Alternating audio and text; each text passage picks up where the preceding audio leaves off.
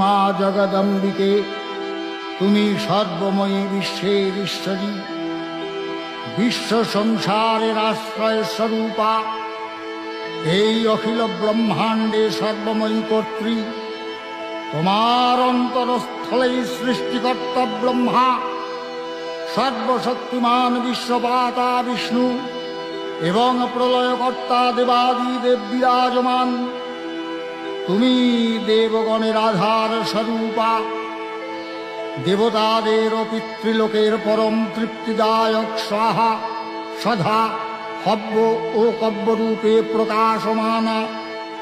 হে মা কালী, হে মা বিশ্বজননী, তোমার শরণাগত ভক্তের প্রতি তোমার আশিস প্রতিনিয়ত ভক্ত মস্তকে যেন বর্ষিত হয়, শুধু এইটুকু প্রার্থনা।